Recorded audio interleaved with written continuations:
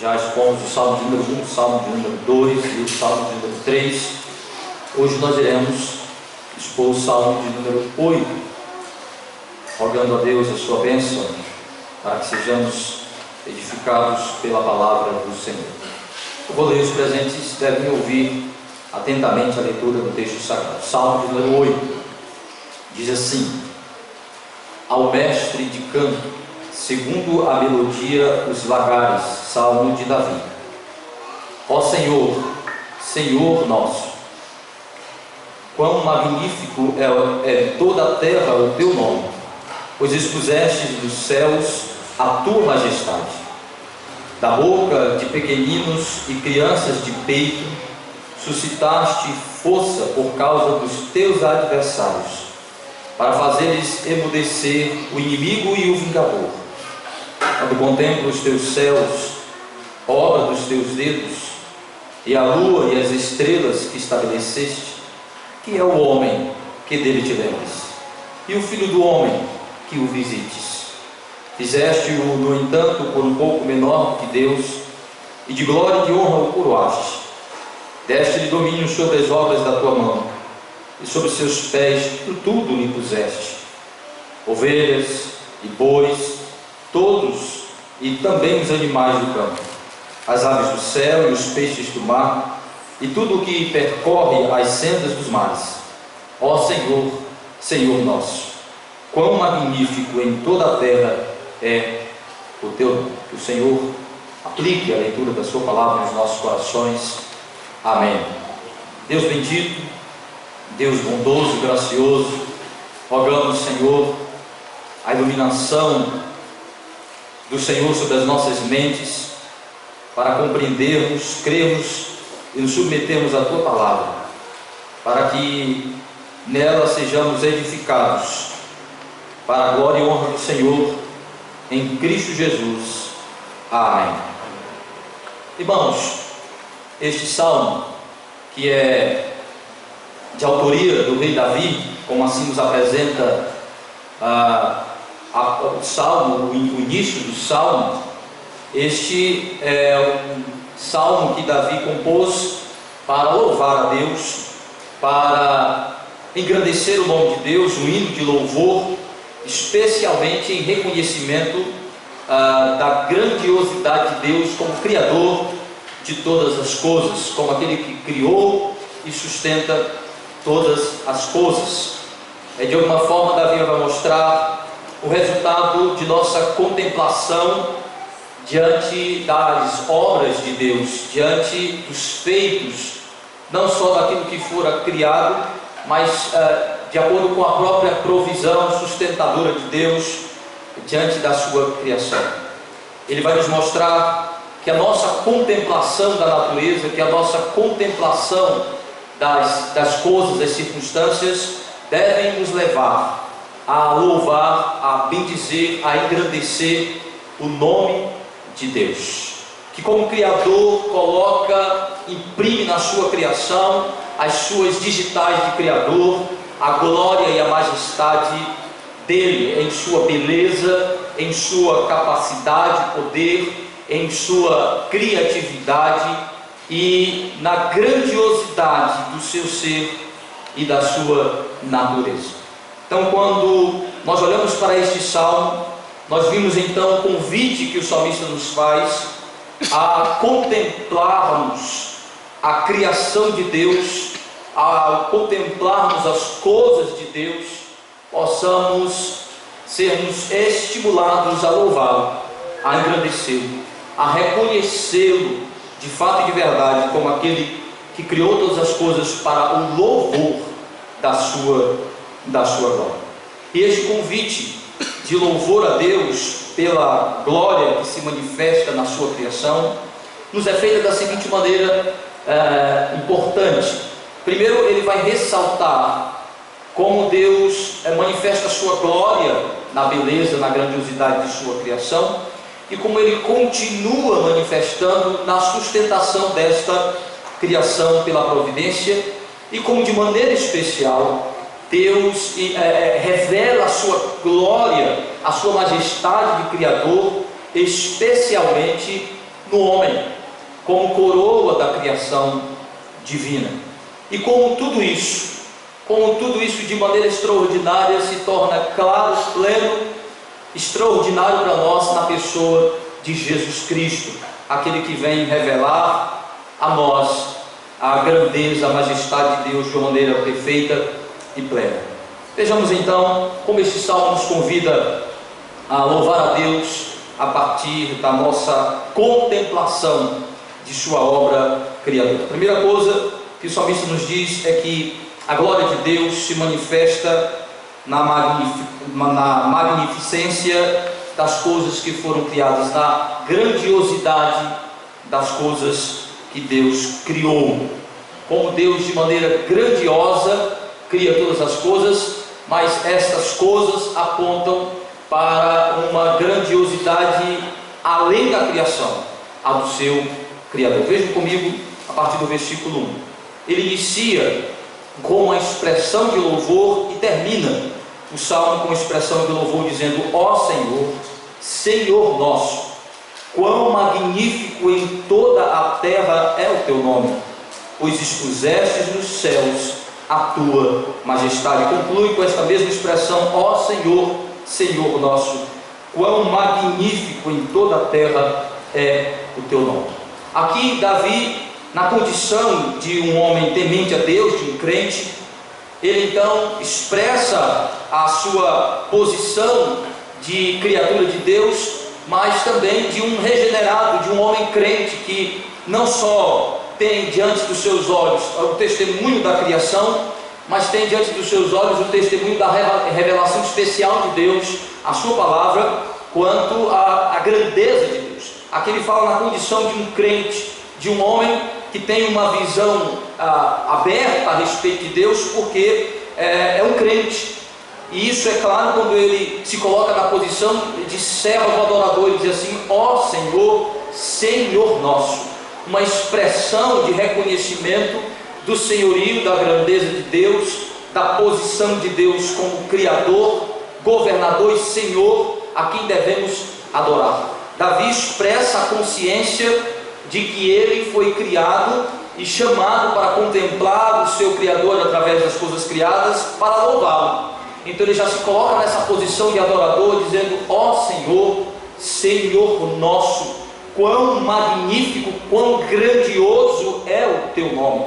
Ele também representa todos nós que somos chamados para louvar ao Senhor, para engrandecer o nome do Senhor, ao redescobrirmos o Criador na revelação especial de Deus, apesar de que a criação, apesar de que a consciência que temos de Deus é suficiente para reconhecê-lo como Criador, mas o pecado impossibilita este reconhecimento. Então a revelação especial de Deus traz de volta, reconstrói, recupera esta consciência e nos conduz a uma contemplação correta do Criador e a uma adoração. Então ele diz: ó Senhor, Senhor nosso, quão magnífico é o teu nome, quão grandioso é o teu nome em toda a terra. Quando eu começo a contemplar as coisas que o Senhor criou, quando eu começo a olhar para cada elemento, para cada diversidade, para cada complexidade, para cada aspecto de beleza, de grandiosidade da criação, eu só posso dizer quão magnífico é a tua obra, mas muito mais que isso, quão magnífico tu és como Criador. Ele quer nos mostrar que, apesar de encontrarmos grandiosidade na criação, apesar da própria criação gritar para nós a sua magnificência, a sua grandiosidade, o seu esplendor, ela quer que nós possamos ir além disso, possamos contemplar quem a criou. Por isso ele diz: Senhor, tu expusestes nos céus a tua majestade. Ele está dizendo: tu colocaste nela e estás acima dela. Ele está falando principalmente da contemplação dos astros. Várias coisas nos chamam a atenção, mas ele está falando de uma contemplação específica. Ele está descrevendo o seu caminhar noturno, em que ele olha para os céus, em que ele olha para a lua, para as estrelas, para a imensidão do universo, que é possível contemplarmos a olho nu. E então ele diz: ó Senhor, olhando os astros, contemplando os astros, a imensidão do universo observável, eu posso entender a tua magnificência. Se estas coisas são magníficas e extraordinárias, se estas coisas são extraordinárias em sua beleza, o que não será o Criador, como não será o Criador? Veja como ele diz que a criação aponta para o Criador, clama para que olhemos para Ele em sua magnificência. Veja, ele diz: expusestes nos céus a tua majestade. Ele diz no versículo 3: quando contemplo os céus, obras dos teus dedos, a lua, as estrelas que estabelecestes. Aqui ele descreve a sua contemplação. Ele estava contemplando o universo observável e chegou à conclusão: Senhor, tu és magnífico demais. Ao ver a magnitude destas coisas, eu posso entender que tu excede a elas em glória. Dizem que o sol é de uma grandeza extraordinária. O sol é um astro extraordinário, fruto de observação científica das mais diversas e extraordinárias conclusões, a ponto de nós não termos capacidade de contemplarmos e olharmos ininterruptamente para o sol pela grandeza de seu brilho. Ele diz: Senhor, é magnífico. E ele nem se refere ao sol, ele se refere a um astro que para nós é ainda inferior ao sol, que é a lua, que segundo os estudiosos não tem brilho próprio, reflete o brilho do sol em sua posição em relação a ele. Mas ele consegue ver outros astros à distância, como as estrelas, que são também sol, uma forma de sol. Então ele diz: Senhor, eu olho para tudo isso, é magnífico, é deslumbrante, é extraordinário, é grandioso, mas Senhor, é só criação, é só criatura. Tu te colocastes acima, tu estás acima, expusestes, tu excede em glória, majestade a tua criação. Então Deus criara de maneira extraordinária estas coisas que nos deixam muitas vezes boquiabertos, estupefatos diante da grandiosidade, da grandeza de coisas, de criações, para que nós entendamos como excede em glória, majestade e poder o Criador, para que nós possamos suspirar e dizer: meu Deus, se estas coisas que tu criaste são tão extraordinárias, muito mais extraordinário é o Senhor, muito mais grandioso é o Senhor, muito mais majestoso é o Senhor. Se a gente fica emocionado ao contemplar criações extraordinárias de Deus, que muitas vezes nos tiram o fôlego, nos saltam os olhos da beleza, ele diz: muito mais, tu te colocastes acima. Então, ó Senhor, o nosso, quão magnífico! Ele não teve outra palavra para descrever. Não há brilho que se compara ao teu. Magnificência é brilho extraordinário, grandeza extraordinária, glória extraordinária. Quão grandioso em teu ser tu és.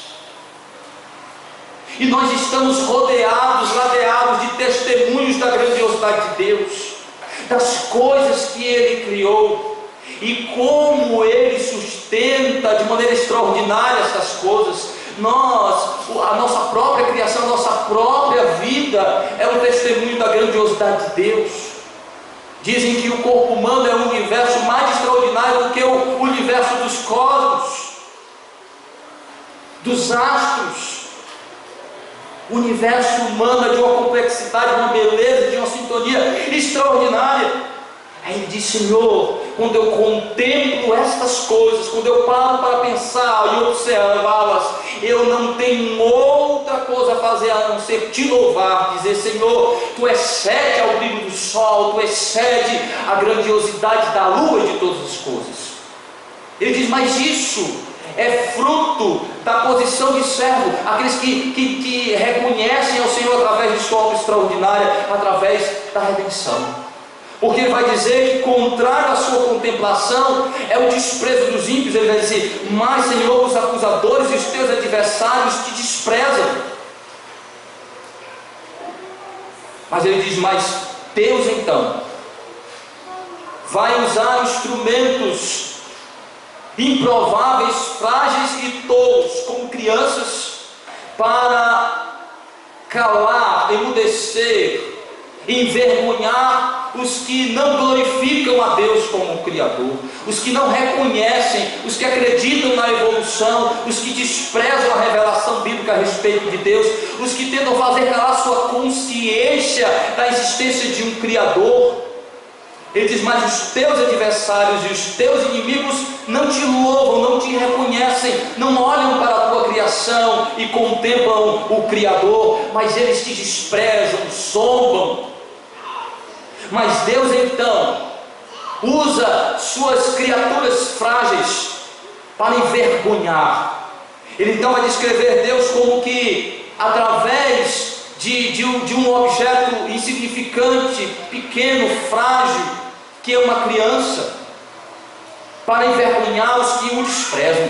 É como se ele dissesse que Deus, através da formação de uma criança, através da geração de uma vida, através da concepção de um infante, ele mostra, ele suscita um poder extraordinário, ele revela um poder extraordinário de Criador, fazendo com que a sua criação se perpetue, dando geração às vidas, dando continuidade à vida humana. Olha como ele diz: da boca de pequeninos e crianças de peitos suscitaste força, como se ele estivesse dizendo: Senhor, através desses infantes, através da perpetuidade da vida, através da geração da vida dos infantes, como Deus mostra o extraordinário poder sustentador de todas as coisas, gerando vida de maneira extraordinária. A geração de uma criança, a concepção de uma criança é de uma grandiosidade extraordinária, é de uma beleza fantástica.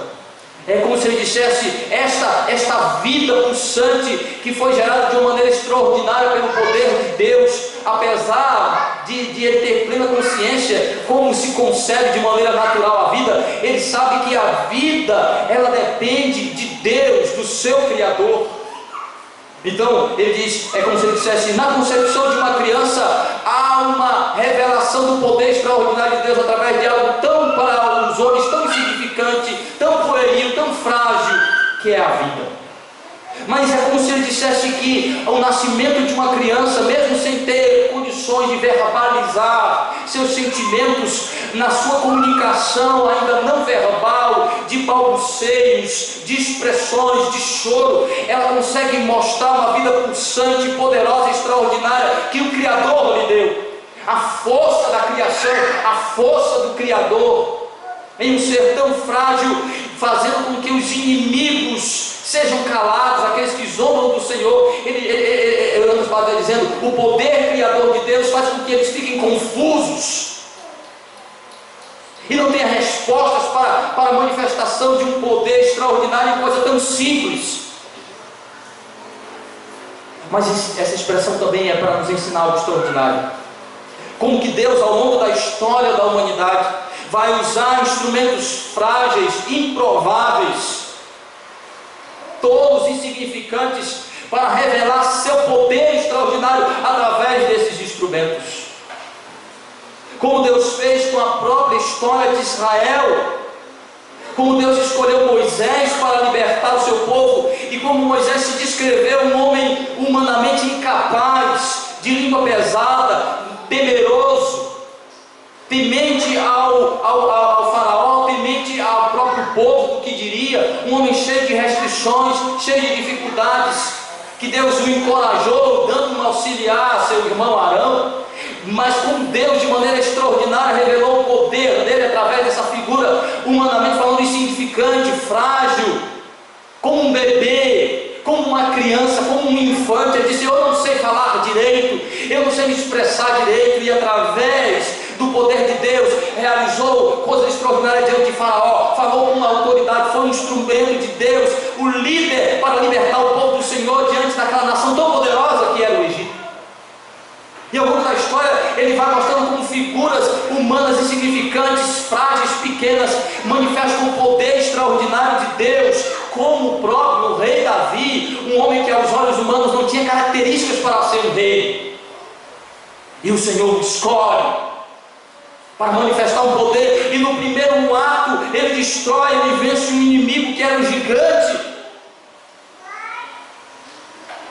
E aí a história continua, vários exemplos de personagens que são como infantes, crianças, insignificantes, improváveis, para realizar coisas extraordinárias, e Deus através deles, realizando coisas extraordinárias, até que chega Jesus com seus discípulos, escolhe 12 homens humanamente improváveis. O grande escritor John MacArthur Jr., ele tem um livro muito interessante a respeito disso, 12 homens comuns, mostrando as características dos discípulos como homens naturais, comuns em suas dificuldades, em suas limitações, cada um com sua personalidade, com sua característica própria, com suas limitações e dificuldades, como Cristo, através desses homens, excedeu as suas limitações, suas fraquezas, suas características improváveis, e manifestou o seu poder sobre esses instrumentos. A ponto do apóstolo Paulo chegar e dizer: nós somos como vasos de barro nas mãos do oleiro, mas para que o recipiente, aquilo que não o recipiente, mas o que está nele, o conteúdo do recipiente, receba a glória, que é o Senhor, a sua graça, a sua majestade, o seu poder. Não o vaso, não o instrumento, não o recipiente, mas o conteúdo colocado nele, a graça, o poder, a majestade de Deus, para que a glória seja dele e não nossa. É isso que ele está dizendo, quando ele quer que nós contemplemos a igreja, a obra do Senhor, os homens que Deus escolheu, as coisas quando Deus escolhe instrumentos frágeis. Ele diz: Deus faz com que os inimigos se calem, porque Ele faz com que pessoas insignificantes, instrumentos pequenos e frágeis, façam coisas que eles não poderiam jamais fazer, se não houvesse um poder extraordinário por trás deles. Como nós não éramos capazes por nós mesmos de sermos crentes e salvos, não éramos capazes por nós mesmos de ter qualquer ministério, qualquer papel. Eu de mim mesmo não poderia ser um pastor, um pregador fiel da palavra de Deus. Sou frágil, pequeno, limitado, cheio de defeitos, e o Senhor, pela sua graça, misericórdia, bondade, faz com que este instrumento improvável, incapaz, frágil, pequeno, inútil, seja a manifestação do poder dele, da glória dele, da majestade dele. É isso que o Senhor quer que nós façamos. Olhemos para as coisas criadas, olhemos para as circunstâncias e as obras de Deus, e possamos contemplar a glória, a majestade e o poder dele. Primeira coisa que ele nos diz: a glória de Deus se manifesta na magnificência de sua criação, das coisas que ele criou. A segunda coisa que ele nos diz é que a glória de Deus se manifesta na sua bondade e providência para com a sua criação, especialmente para com o homem. Veja, versículo 3: quando contemplo os teus céus, obra dos teus dedos, a lua, as estrelas que estabelecesses, quem é o homem que dele te lembres? E o filho do homem que o visites. Agora ele vai dizer: Senhor, quando eu olho para a magnificência, para a grandiosidade de tua criação, principalmente daquilo que está no céu, isso é extraordinário, porque esta contemplação para cima, este olhar para cima, ele mostra exatamente a nossa distinção como criação de Deus.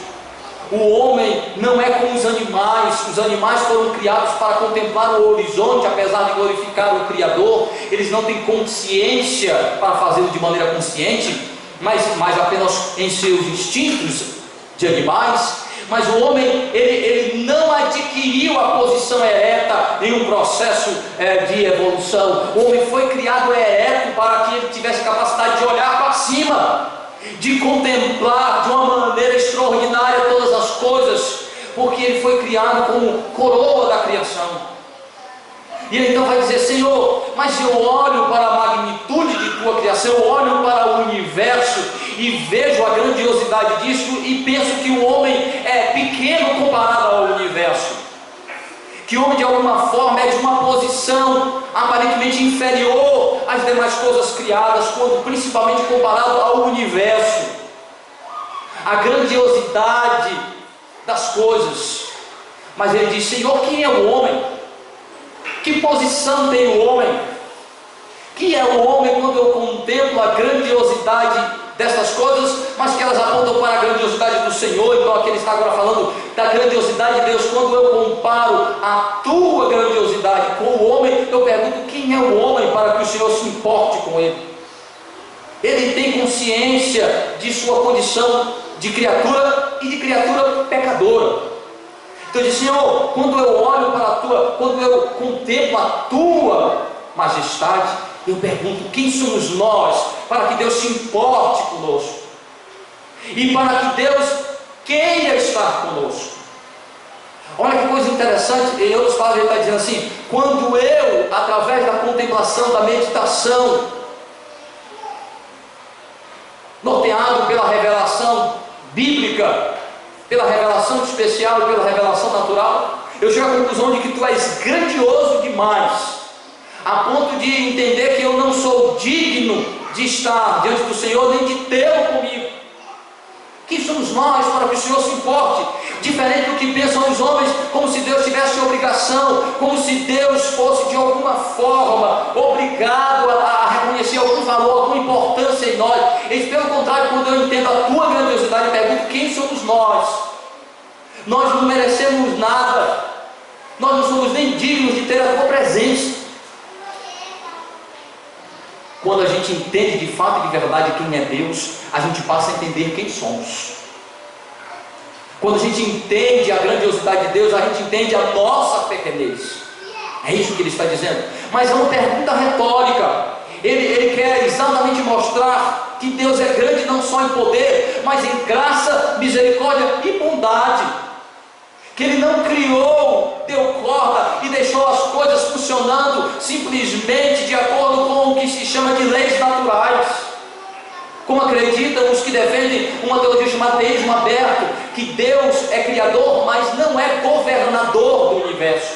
Que Deus criou tudo, estabeleceu normas, regras para o desenvolvimento das coisas e deixou o mundo a mercê de leis naturais. Nós não cremos nisso. Cremos que Deus é criador, sustentador, provedor, cuidador. Mas Ele está exatamente mostrando: nós não merecemos isso. Deus não é obrigado a fazer isto. Quem somos nós?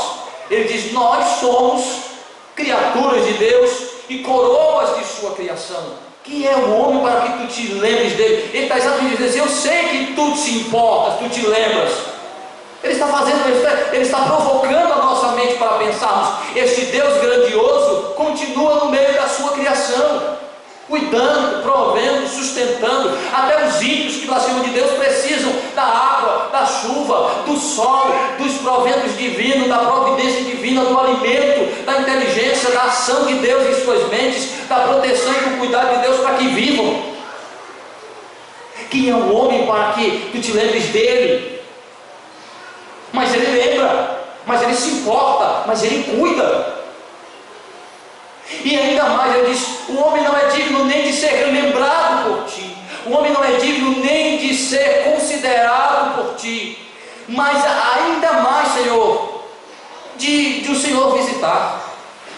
O homem não é digno nem de ser lembrado, muito menos de Deus querer estar com ele. Quem é o homem para que tu te lembres dele, e o Filho do Homem para que tu possas visitá-lo? Quem somos nós para sermos visitados por Deus? Mas a Bíblia diz exatamente isso.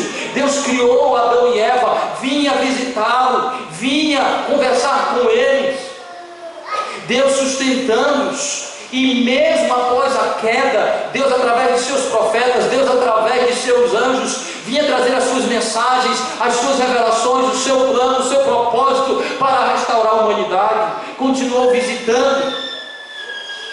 Ele está exatamente aguçando a nossa consciência para entender: meu Deus, como tu és grandioso, mas também tu és bondoso demais. E Deus nos assiste todo dia com a sua bondade. Deus providencia todos os dias sustento para nós. O homem é a coroa da criação de Deus. Portanto, a glória de Deus se manifesta na sua bondade, na sua providência, mas também se manifesta na posição gloriosa que Deus deu ao homem.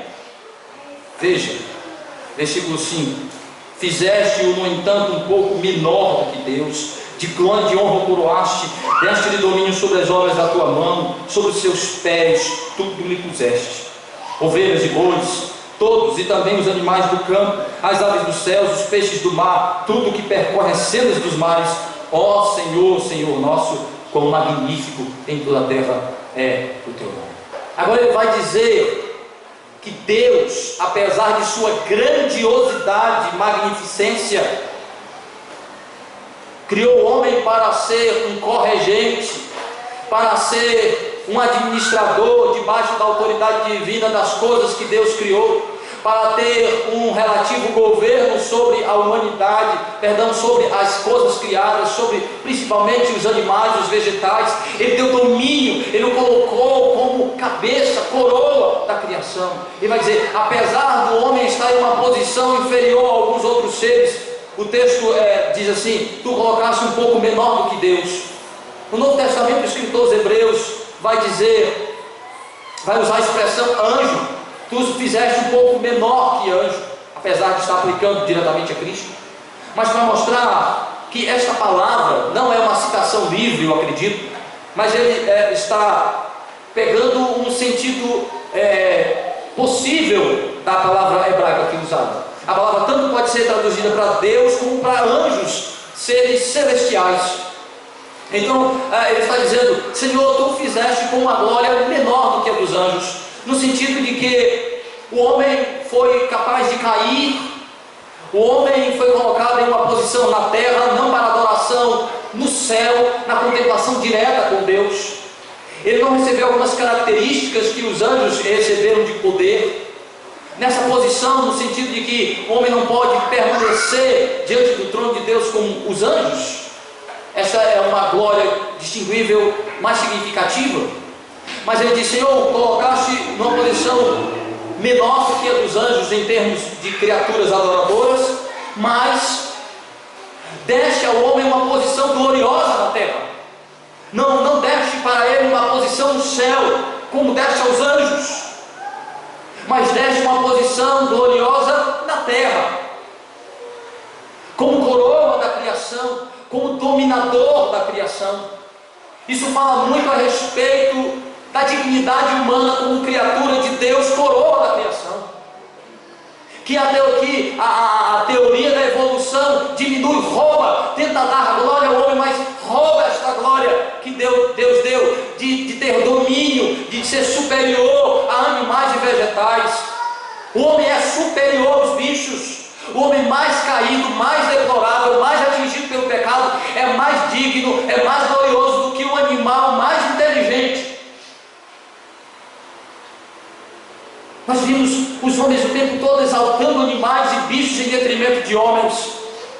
Bicho é bicho, gente é gente. O homem é a única criatura criada à imagem e semelhança de Deus. Tu colocaste, Senhor, como dominador daquelas coisas que tu criastes. O homem foi colocado para subjugar a natureza em prol dele, usá-la de maneira responsável. Isso significa que nós não precisamos entrar em movimento de proteção aos animais, não precisamos entrar em movimento de proteção à natureza e à ecologia para termos uma consciência ecológica correta, para termos uma consciência de cuidado, de uso sustentável e responsável da criação. Não, para ter consciência de nossa posição colocada pelo Criador, a posição gloriosa de administradores, de cuidadores, de pessoas que devem usufruir de maneira responsável, tendo domínio, tendo governo, tendo responsabilidade sobre a criação. Eu não preciso de ser um participante do Greenpeace para ter uma consciência de preservação da natureza. Eu devo preservá-la pela consciência de criatura, coroa da criação, responsável por cuidar das coisas que Deus criou. Mas saber que elas estão a meu serviço para a glória de Deus. Deus criou a natureza para o bem do homem. Deus criou os animais para servir ao homem. Por isso que ele disse, mata e coma, Pedro. Agora vocês não comem só sementes, mas também devem comer dos animais, porque eles servem aos homens.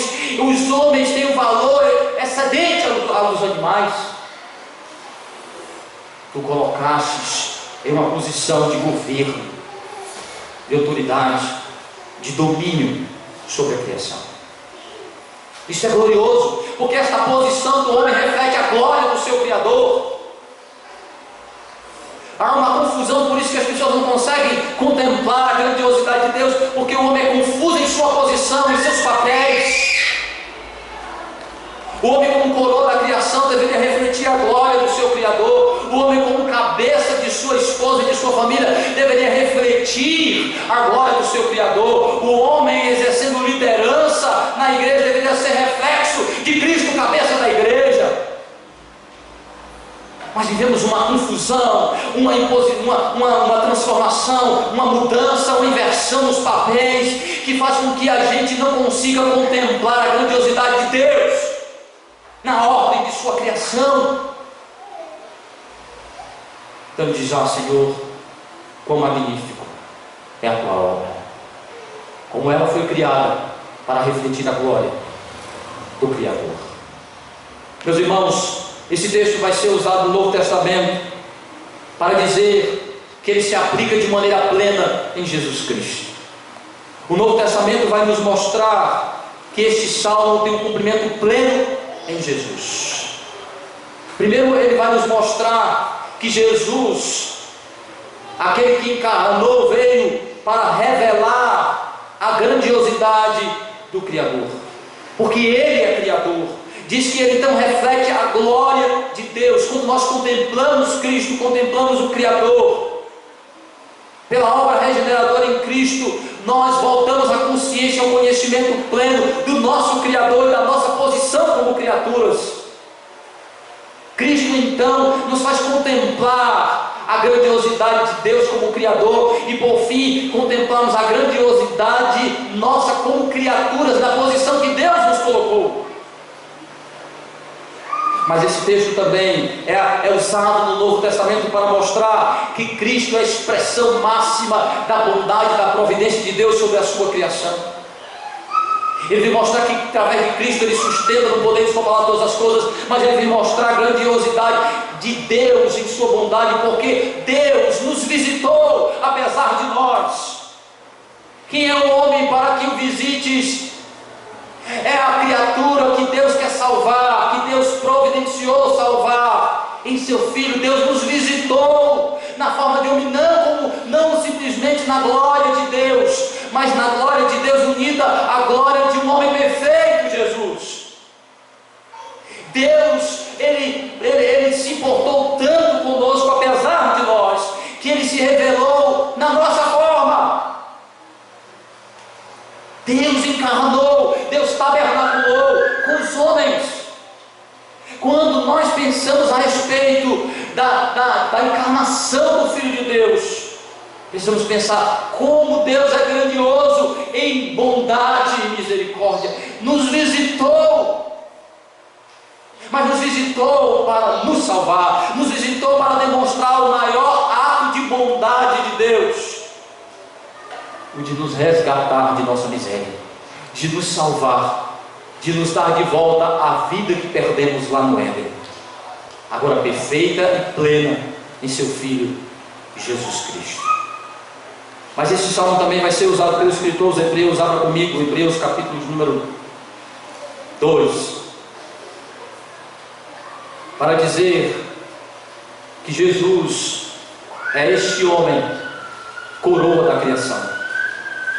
Adão era, mas ao pecar, ele mostrou a sua inaptidão, a sua incapacidade. E Cristo resgata e mostra que de fato é através dele que o homem se torna a verdadeira coroa da criação, subjugando, governando sobre tudo e sobre todos. Hebreus capítulo 2, do versículo 5 ao versículo 10. Pois não foi a anjos que sujeitou o mundo que há de vir, sobre o qual estamos falando. Antes alguém em certo lugar deu pleno testemunho, dizendo que é o homem que dele te lembres, ou filho do homem que o visites. Fizeste-o por um pouco menor do que os anjos, de glória e de honra coroastes. Constituíste sobre as obras das tuas mãos, todas as coisas sujeitaste debaixo dos seus pés. Ora, desde que ele sujeitou todas as coisas, nada deixou fora do seu domínio. Agora, porém, ainda não vemos todas as coisas a ele sujeitas. Vemos, todavia, aquele que por um pouco, tendo sido feito menor que os anjos, Jesus, por causa do sofrimento da morte, foi coroado de glória, de honra, para que pela graça de Deus provasse a morte por todo o homem. Ele agora vai dizer que este homem do Salmo de número 8 é Jesus.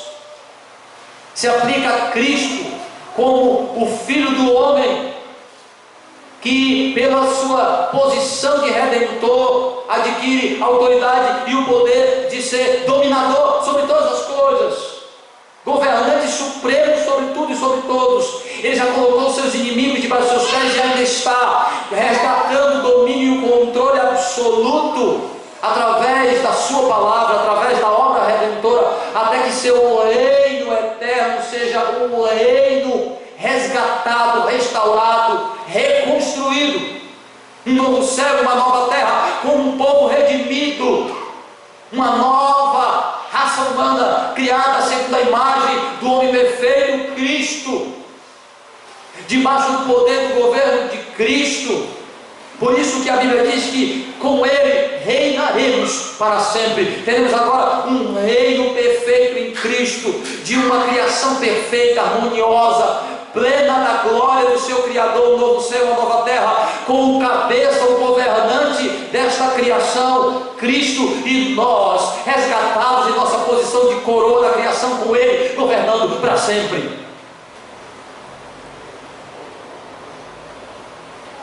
Em Cristo nós contemplamos a glória do Criador. Em Cristo nós voltamos, nós reconhecemos a manifestação máxima da bondade dele, que é a sua salvação, e em Cristo nós voltamos até a posição de coroa da criação, na posição que Deus nos deu ao nos criar. Que nós possamos contemplar a glória do Senhor através da sua criação e louvá-lo. Que Ele, pois, nos abençoe. Amém. Ó Senhor, Senhor nosso, quão magnífico em toda a terra é o teu nome, quão exaltado é o Senhor através da tua criação e acima dela. Ó Deus, louvado seja o Senhor pela obra que o Senhor realiza em nós e por meio de nós, pelo teu poder se manifestar através de instrumentos tão frágeis como nós, que temos o privilégio e a oportunidade de engrandecer o teu nome, Senhor. Muitas vezes não sabemos nem o que isso significa, porque o Senhor é grande demais para nós, o Senhor é magnífico demais para a nossa mente tão pequena e limitada. Mas sabemos que é um grande privilégio falarmos daquilo que aprendemos do Senhor a respeito de Ti, a respeito de Tua magnificência, de Tua majestade, de Tua glória. Ó Deus, nós te louvamos porque o Senhor nos criou para o louvor de Tua glória, nos resgatou em Cristo para resgatar este propósito da nossa criação, o viver para o louvor do Senhor. Ó Deus, abre os nossos olhos para contemplarmos a Tua glória em Cristo Jesus. Amém.